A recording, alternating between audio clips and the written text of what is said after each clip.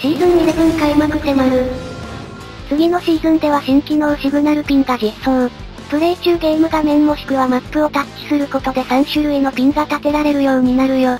まずは行きたい場所を知らせる指示ピン。今までのようにマップを開いて立てられたものに加え、ゲーム画面を直接タッチした場所に立てることも可能。次に敵の場所を知らせる警戒ピン。ゲーム画面もしくはマップを素早く2回タッチして立てられる。投資アイテム使用中は障害物の向こうに見える敵に直接ピンを立てることも可能。最後はアイテムピン。ゲーム画面のアイテムや魂のチップを直接タッチすることで立てられる。アイテムの種類も一目瞭然なので取ってもらいたいアイテムを瞬時に相方に伝えることができるよ。これらのピンは各種同時に設置できるほか、一定時間経過もしくは再度タッチすることで消去可能。これによりペア戦で相方に敵やアイテムの場所を素早く伝えることができるよ。プレイ中の意思疎通がスムーズになり、オンラインマッチングのペアでも連携の幅が広くなりそう。ただ欲を言えばあとはペア戦でスタート位置を決める際に、オンラインマッチングのペアでは意思疎通が取れない部分の改善も欲しかった。以前から要望自体は出していたけど、今後のアップデートにも期待。もちろんキャラクター調整も実施予定。リゾットはペア戦適性の向上、パワー不足だったジョリーンは手数の向上とアルティメットスキルの強化で大幅手こ入れ。ミスタはロデオショットとアルティメットスキルの耐久力が大幅強化され撃墜されにくくなるよ。そして弱体化の方は奥安がとうとう空間削りの射程も弱体化。ディアボロはエクタフの発動時間が5秒減少に加え、アルティメットスキルの解放レベルが伸びて最大持続時間も6秒から 4.5 秒に減少。数値的には結構な弱体化ぶりだがまだまだ強みは残っているため、使用率の偏りが減っていいポジションに落ち着くんじゃないかなと予想。他にも3部の最終決戦のカラーやポーズなどが入手できるチャレンジイベントなども開催予定。今回はペア戦が大きく変化しそうな機能が追加され、キャラクターのバランスにもいい塩梅の調整が入るシーズン11。今後の展開にもますます期待していきたい。それでは本編行ってみよう。今回の動画はペア戦の歌教員、相方は丈太郎だよ。さてプレイヤーの数は8。それほど多い数ではないので接敵前にできる限りダービーの死角を倒したいところ。なので私と相方しかいない北東よりも、まずは他のプレイヤーに近い南側の死角を狙ってみる。あの遠くの機銃の音は無理そうだけど、近くの攻撃音を出してるやつならいけそうかな。それでは、行きます。こんな重要な場所に来るお前は何者なんだ。お前はやはりスタンド使い。エメラルドスプラッシュ。だが我がメタリカの正体を知ったところでもう遅いんだぞ。うわ、すでに近くにリゾットが迫ってきていた。おまけに相手は物資が豊富な奥安の家から出てきている。数発先制攻撃を当てたが、すでに向こうはシールドを確保してるので全く有利な状況ではない。そこにいるやつ、これから俺はお前を攻撃する。やむをえん。おまけにおそらくリゾットのペアであろうブチャラティも詰めてきた。あのままリゾットと交戦していたら挟み撃ちにあって逃げることすらできなかったな。2体目の死角を奪ったらトンズラする予定だったけどリゾットの判断の速さにしてやられてしまった。相手より先に死角を取るというのは大事だけど、キャラとスタート位置を考えたら今回はあまりいい初動とは言えなかったな。そして最初に私が倒したチップを取ってもらいたいが緊急時で意思疎通がうまくいかない。こういう歯がゆさも次のシーズンでは解消されるのでアップデートに期待したいところだ。さて回復もできたことだし相方が確保してくれた家から遠隔操作で仕掛けていこう。まずは近場の家を索敵、安全が確認できたら攻撃開始だ。そう簡単には逃げられない。エメラルドスプラッシュ。こいつを昔のように誰にも気づかせなくしてやる。さて最初に出くわしたペアには結構ダメージ入ったな。もし居場所が割れても相方がいてくれる限り攻撃される心配はそうそうない。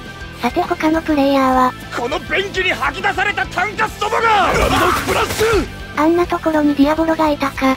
今の連打スプラッシュで割とダメージを入れられたがこのまま放置しておくわけにはいかんな。よし結構合計ダメージ入ったな。これで相手3ペア中2ペアにダメージ、他のペアを探そう。お、ディアボロがたまらずディメンションを使った。いやちょっと待って、残りのプレイヤー全部あそこでぶつかってないか。あっという間に残り1ペアになった。こやチップ確保は無理だな。残りは2人ともノーマルディオ様か、時と目を解放している相方が頼りだ。そう簡単には近寄らせないぞ。ここでトンチキなイモナレフは自分の攻撃の命中と撃破音が重なり、相方がダウンを奪ったものを自分の取ったダウンと勘違いする。そして見下ろせるポジションに移動する。おかしいな。足を滑らせる。死ねー。やれやれ。すまない。スターペラチクザ・ワールド。そして脱出できた。ジョータロ時と寝返しを誘って停止時間の差を帳消しにする相方の頭脳プレイ。すでに大ポカをかましてしまったがこれ以上かますわけにはいかない。とにかく2対1を死守だ。逃がすわけにはいかんな。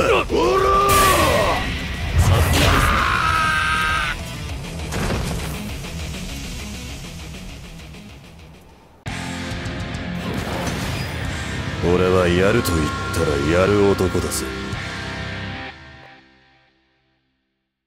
後半は相方が全てやってくれて勝利。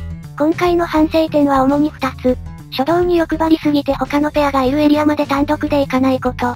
後半のようなトンチキムーブをしないようダウン表示をしっかり見て有利ポジションからの攻撃を意識すること。相方がダウンを取ったのを確認できていたらチップがなくても有利ポジションからの2対1で圧勝できた。とにもかくにも相方の護衛と頭脳プレイに感謝。それでは次の対戦行ってみよう。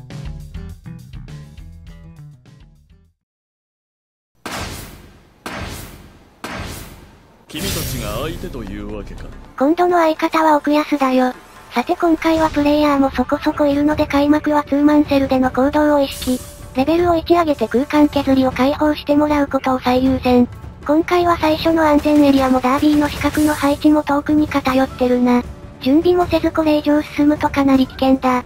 さらに相方が確保してくれたチップを取ってレベル3。お互いアルティメットはないがそれ以外の要素は揃った。さてそろそろ仕掛けていくか。すでに他のペアも準備を整えて建物内で時間を稼いでいる状態だ。ここは極力反撃を受けないことを最優先に少しずつでもダメージを与えて揺さぶりをかけていこう。行くぞエメラルドスプラッシュ。エメラルドスプラッシュ。一番残したくないディアボロを攻撃しつつ、常に次の安全エリアを意識しよう。次のエリアが決まったらエリア内の建物を調べてすぐさまポジション取りだ。後半早めに建物を取れればしばらく攻撃に集中できる。強行手段だエメラルドスプラッシュ。序盤に出くわした歌教員のペアを発見。ここまでを見たところ他に遠隔操作を持っているのはあの歌教員のみ。遠隔操作持ちが先に別の遠隔操作持ちを見つけたらどうするか？少なくとも相手が遠隔操作に集中できないポジション取りになるまで徹底的に攻撃を続ける。経験上こういう時中途半端に狙いを切ってしまうと、今度は自分が遠隔操作で狙われてピンチになる。おまけにホルホースにも狙われて向こうのペアは大ピンチだ。この好機を逃さず狙っていこう。さあ、お仕置きの時間だ。スプラッシュ。よしたまらずアルティメットを吐いた瞬間撃破。さらに他のペアも一斉にアルティメットを吐いたぞ。チップは取れないがこれは好機、逃さずに行こう。なんてやつだ。上四角に別の奥安がいた。やはりエリア外から回り込ませて撃つのがベストか。それ以上無駄な抵抗をすると、本当に首をへし折るぞ。体力も遠隔操作もそろそろ限界だ。しかし相方が先回りしてくれたおかげでまだチャンスはある。行くぜ。僕たち二人が倒す。やんじゃそりゃ。これでどうだ。